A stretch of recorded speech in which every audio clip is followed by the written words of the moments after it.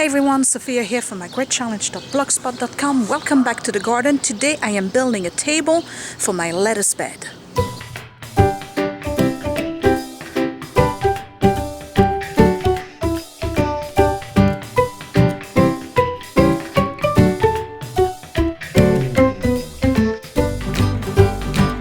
So here we go. This is what I had last year, this contraption.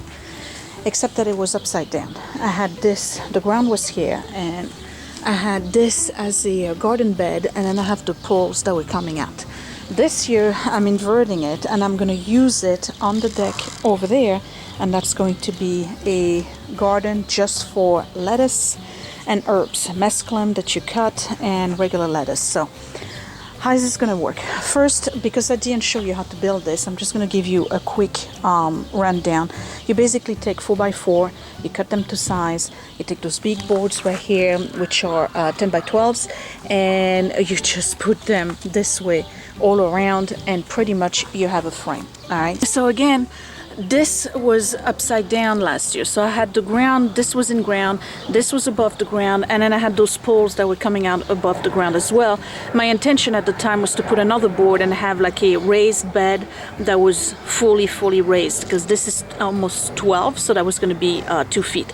But this time around, what I'm going to do is that like I said, I'm inverting this, so it's going to be on feet.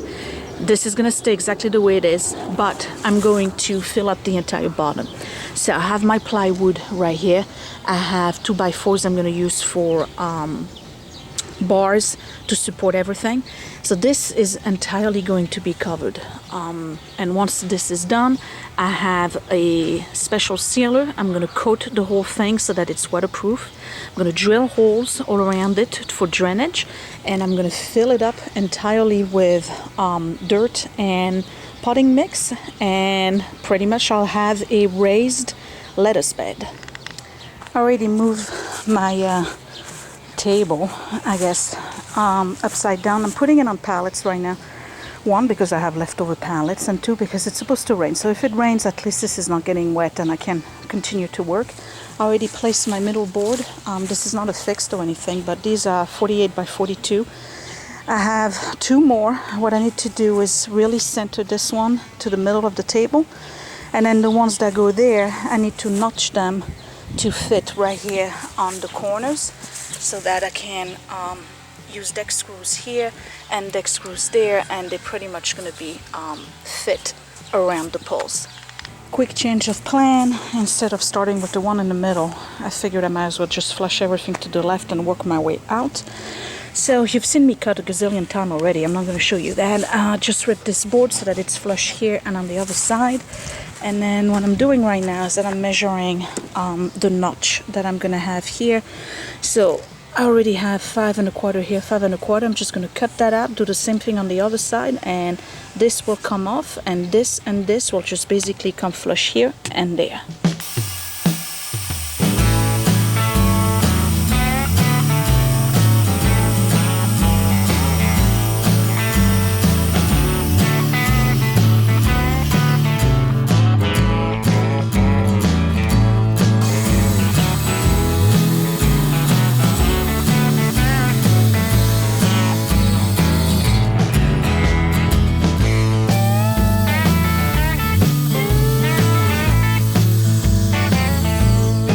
Alright, so this is done.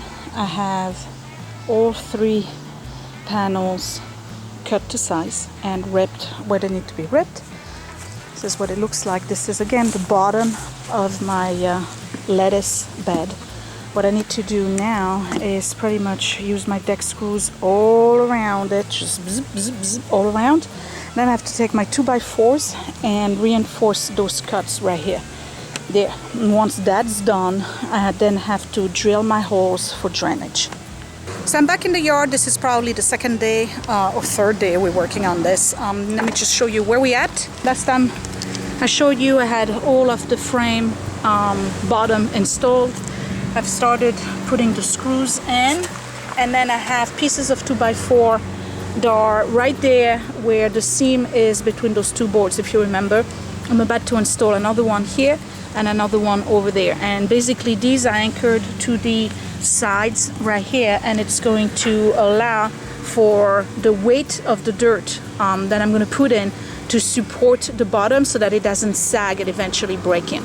So what I'm doing right now is that I'm ready to add another 2x4 right here, and what I'm doing is that I'm putting it on center. So from the middle of this all the way up to here, this is 42, so I'm putting this one with the center at 21.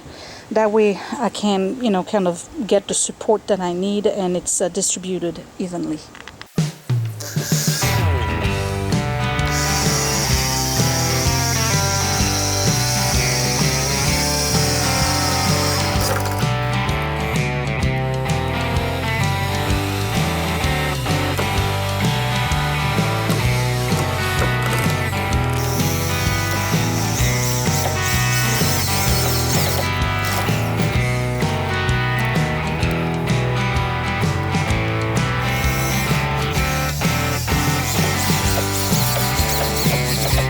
So that's done.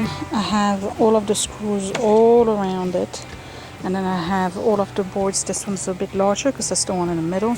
That's just an 8 by whatever, 12 I guess. Now I'm going to put it to the side, and I'm going to reinforce the sides right here, only because I did it 2 or 3 years ago. I probably need to add a couple more screws into the big legs right here. All right, so this is done. All I gotta do now is drill drainage holes, and that's pretty easy. I'm either gonna do a crisscross pattern, make mark lines, and then just follow the lines and make holes. Then Scott's gonna help to bring it over to the top of this deck, and after that it's just a matter of putting the waterproofing varnish that I have.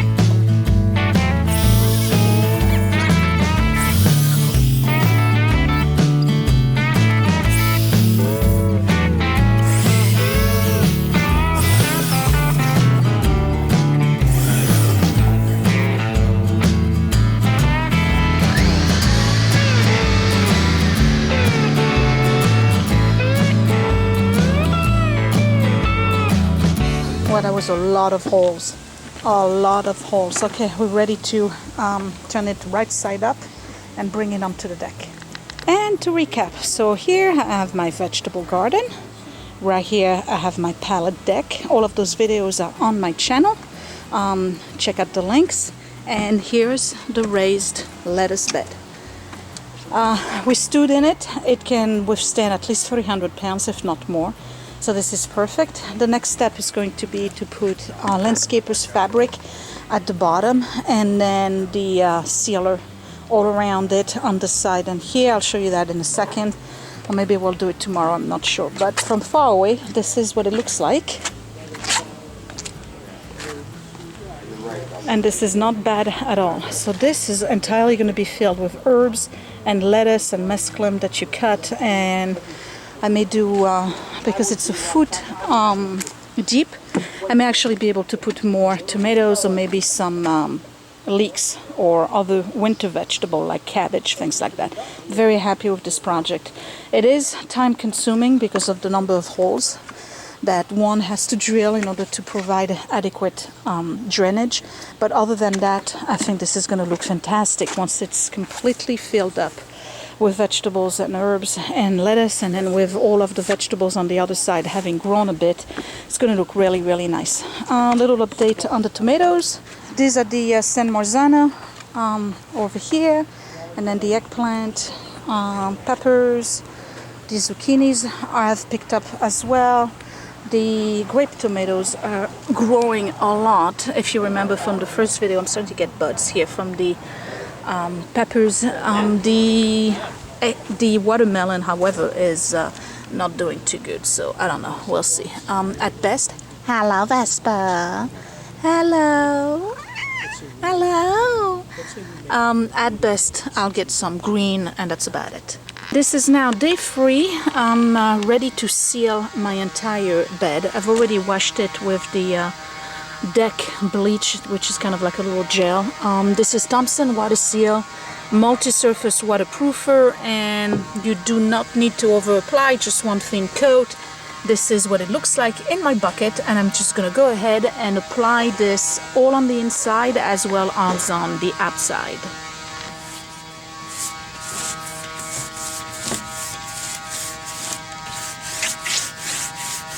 And the only reason why I'm doing this is to protect the wood, obviously from water, but also from the elements.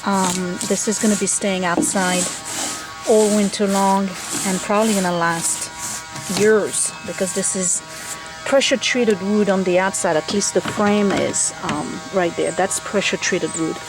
But the inside is going to be constantly exposed to moisture from my watering the garden, so I have to waterproof this, or at least seal it best I can, including the holes, if I can kind of dip my brush in there.